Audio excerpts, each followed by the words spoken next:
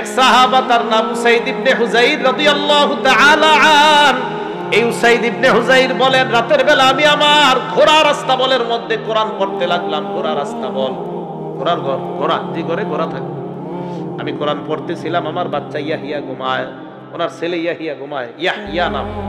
আমি কোরআন পড়তে লাগলাম। ইসজালাত ফারাসুহু, হঠাৎ দেখলাম ঘোড়াটা লাফানো শুরু করছে। আমি কোরআন পড়ি, ঘোড়া লাফায়। কি রে, ঘটনা কি? ঘোড়া লাফায় কেন? ফাকরা সুম্মা জালাত উখরা, আবার পড়লাম, আবার ঘোড়া লাফায়, আবার চুপ। ঘোড়া লাফানো বন্ধ। কথাটা বুঝেন? আমি কোরআন পড়লাম, ঘোড়া লাফায়। কোরআন পড়ি না, ঘোড়া লাফায় না। দুইবার। ফাকরা, আবার আমি পড়তে লাগলাম, সুম্মা জালাত উখরা আইযান, আবার ঘোড়া লাফায়। আমি চিন্তা করলাম, এইভাবে যদি ঘোড়া লাফালাফি করে এক পর্যায়ে আমার সন্তান ইয়াহিয়ারে না জানি পাড়া দিয়ে মেরে ফেলে। আমি চুপ হয়ে গেলাম, আর কোরআন পড়লাম না। দরজা খুললাম, অথবা আমি বাইরে তাকাইলাম, তাকায় দেখলাম আমার মাথার উপরে ছায়া দেখা যায়, ছায়া দেখা যায়, ছায়া। এই ছায়ার মধ্যে তাকায় দেখলাম ফিহা আমসালুস সুরুজ, এই ছায়ার মধ্যে অসংখ্য অগণিত নূরের আলো দেখা যায়।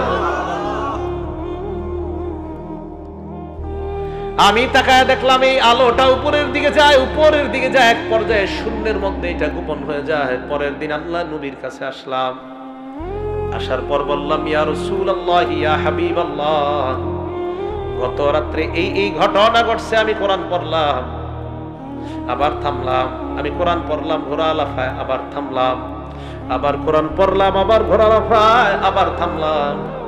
এক পর্যায়ে আমি কোরআন পড়া যখন বন্ধ করে দিলাম, আমি দেখলাম এই আলোগুলা উপরের দিকে উঠে যায়। ব্যাপারটা বুঝতে পারি নাই। আল্লাহর নবী বলে উসাইদ ইবনে হুযাইরকে বললেন, লাউ করাতা, তুমি যদি পড়তা, রাতের বেলা যখন তুমি কোরআন পড়তেছিলা, ওই আলো যেগুলা দেখলা, এই আলো অন্য কেউ নয়, তিলকাল মালাইকা, এরা ছিল আল্লাহর ফেরেশতা।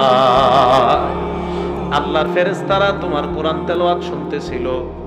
শোনো, তুমি লাউ করাতা আসবাহতা, তুমি যদি সকাল পর্যন্ত কোরআন পড়তা, ইয়ারাহান নাস মা তাস্তাতিরু মিনহুম, সকাল পর্যন্ত যদি তুমি কোরআন পড়তা, ওই ফেরেশতারা ওখানেই থাকতো।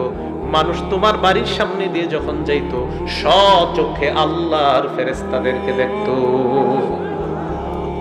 কোরআন যখন পড়বেন, রাতে 3টা বাজে একদিন উঠেন না, একদিন পারলে উঠেন, 3টা 4টার দিকে উঠা যান, উঠে একটু কোরআন পড়েন, চুপে চুপে, কেউ জানবে না, দেখবে না। আস্তে আস্তে কোরআন পড়া শুরু করলেন, যেন অন্যের ঘুমে ডিস্টার্ব না হয়। ফেরেশতা আপনার কোরআন তেলাওয়াত শুনে। তাবলীগে গেছেন, মসজিদের ভিতরে সবাই ঘুমায়, আপনি বারান্দা চলে যান, 10টা মিনিট বসে বসে কোরআন পড়েন, কেউ যেন না দেখে, আস্তে আস্তে পড়তে থাকেন। আল্লাহ খুব খুশি হয়। শুধু খুশি হয় না, আপনি 3টা 4টা বাজে উঠে নামাজে দাঁড়ায় গেলেন। আপনি এই নামাজে দাঁড়িয়ে যাওয়ার পর, এই শীতের রাত আপনি যখন নামাজে দাঁড়াইলেন, হাদিসের মধ্যে আসছে, রাজুলুন কামা ফি লাইলাতিন বারিদাতিন মিন লিহাফি ওয়া দিসারি ওয়া ফিরাশি, আপনি আপনার বিছানা ছাড়লেন, ছাড়ার পরে রাতের বেলা ওযু করে নামাজে দাঁড়ায় গেলেন, শীতের রাত।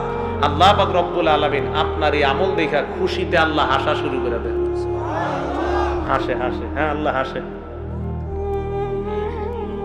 তাহলে আমরা এটা পারি, কি বলেন? একদিন এই আমল করা যায় না? আল্লাহ আমাদের সকলকে কোরআন নিয়মিত পড়ার তৌফিক দান করেন।